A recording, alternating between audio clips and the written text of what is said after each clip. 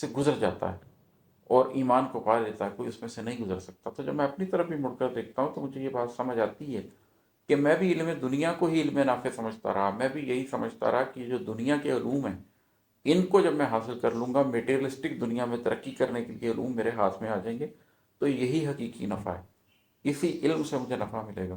نبی کریم صلی اللہ علیہ وسلم کی جو دعا ہے کہ اللہ مجھے نفع بخش علم عطا کر، میں سمجھتا تھا یہی نفع بخش علم ہے۔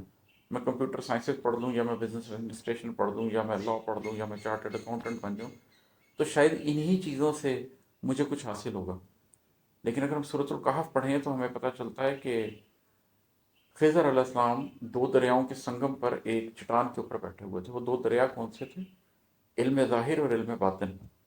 اور ان دونوں کے سنگم پر وہ شفٹنگ سینڈ پہ نہیں بیٹھے ہوئے تھے، بلکہ وہ ایک چٹان پہ بیٹھے ہوتے ہیں، راک سالڈ جگہ پہ، جو پانیوں کے آنے اور جانے سے اپنی جگہ نہیں چھوڑتی۔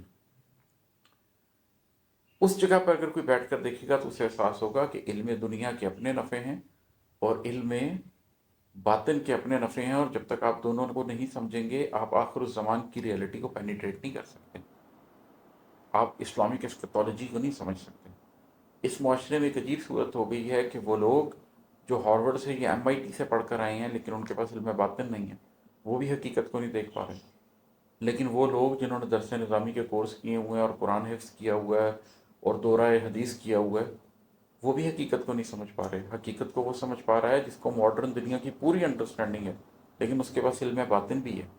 پھر وہ ان دونوں کو ملا کے دیکھتا ہے تو اس کو سمجھ آتا ہے کہ حقیقت کیا ہے۔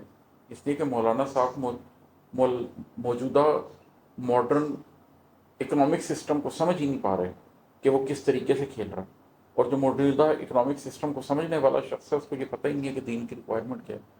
تو جب آپ ان دونوں چیزوں کو سمجھ جاتے ہیں تو پھر آپ کو پتہ چلتا ہے کہ علم دنیا علم نافع نہیں ہے۔ علم نافع وہ ہے جو اس علم دنیا کو، علم باطن کو سمجھنے کی صلاحیت آپ کے اندر ڈالے۔ ایک اور شعر سناتا ہوں کہ جو اپنے ہاتھوں سے تیرے سینے پہ روز ایک زخم دے رہے تھے، جو تیرے حق میں نہیں تھے ان پر تو اپنا حق کیوں جتا رہا تھا۔